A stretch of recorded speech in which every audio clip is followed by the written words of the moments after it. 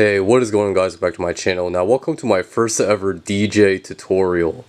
So this is going to be a very basic tutorial. It is going to show you the basics of a DJ controller and some of the controls and just the basics of DJing. Now, keep in mind, I'm not a professional DJ. I only do this as a hobby. And if you want to see a complete DJ tutorial, I would definitely recommend going on this YouTube channel called Crossfader. So there are three main components to a DJ controller. You have the mixer, and then you have two channels. Some controllers have more than one channel, but for basic controllers like this, you have just two.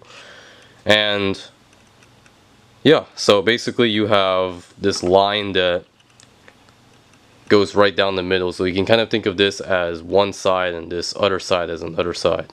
So these are the volume controls. This controls the high frequencies, this controls the middle frequencies, and this controls the low frequencies. So let me just demonstrate what that does. Right now we have Rekordbox, which is the software that is needed to use the DDJ 400. So I'll go ahead and press play on track 1 to show you what the frequencies do.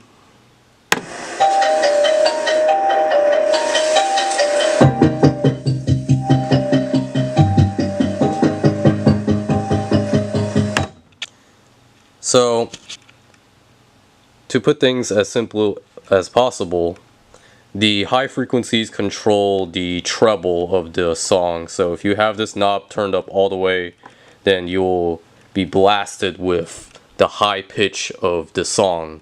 The middle is essentially the same thing, but this is more bass, and then the low frequency controls the deepest parts of the song. So if you have this knob turned all the way up, you would just be blasted with bass, and if you had this knob turned all the way down, then you would cut out all the bass in that track.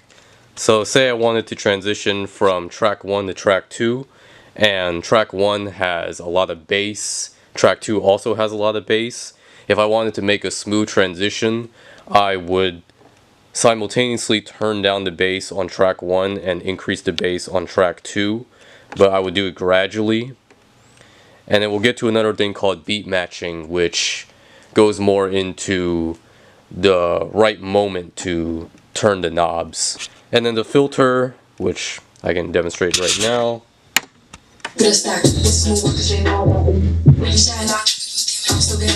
So essentially just washes out the sound. You got high pass and a low pass filter. And then these are the volume rockers. This controls the volume. This controls the master volume, and this controls the master volume of the individual tracks. And then this is the crossfader. So, I mean, this is a little bit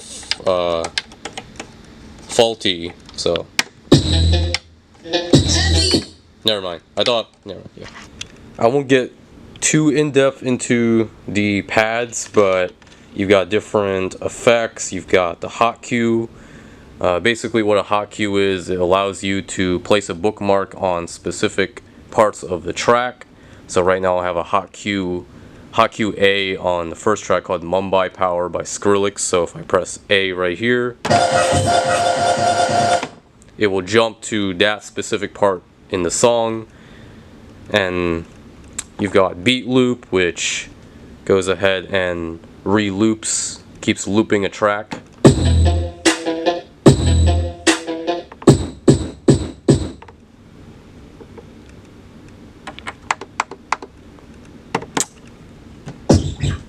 So it basically loops the track.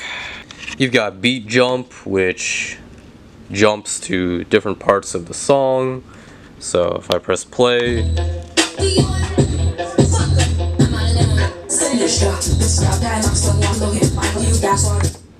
can do that. And then the crossfader allows you to quickly transition from one song to another.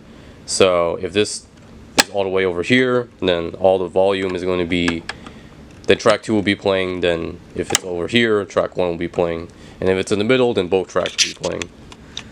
And then you've got the tempo. Now the tempo is the most important part of DJing because that controls how fast the song is playing. So music is measured in beats per minute. I think that's pretty basic, but I'll just put that out there. So yeah, track 1's at 140, track 2 is at 140, which means the two tracks are lined up. You always want to make sure that the bars are lined up and that you are beat matched. Now, this is very controversial, but there is this function on most DJ controllers called the beat sync, and you can actually see it right here. That automatically matches the tempo of both tracks, so it actually doesn't take any skill to beat match when you have that button turned on.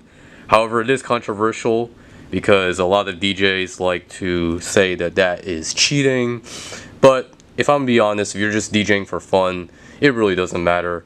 You can kind of have a balance between DJing for fun and trying to build your skill by trying to make sure you don't use the beat match button. But I kind of like to do both, you know, and just have some fun and also practice. Most DJ songs, most electronic music follow a 4/4 time signature, which means that in a single bar you have 4 beats. So if you take a look at this track right here, track 1, you have 1 bar and it consists of 4 beats. So I'm gonna count real quick and show you how that works. So let's go. 1, 2, 3, 4. So that was 4 beats in a bar. And what DJs do is they just constantly keep counting beats. They tap the rhythm. They go 1, 2, 3, 4, 2, 2, 3, 4, 3, 2, 3, 4, and 4, 2, 3, 4. They keep counting that to make sure that they know when to transition. I would say the best way to learn how to beat match is to start off with songs that have a very clear rhythm. So I would definitely recommend house tracks that have a very distinct beat. So you'll just hear boom, boom, boom, boom, boom, boom, boom, boom, boom, boom, boom, boom, boom, boom, boom, boom. So that would be 4 bars or 16 beats, and then you would just transition to the next track. However, with other music, it's a little bit harder to count, but you just have to find a rhythm and just practice. So that's basically what I've been doing. And then you have the Q button, which allows you to listen to music through your headphones. So when this is turned on, you hear music in your headphones, but the audience can't hear anything until you turn that button off and you bring the volume rocker up.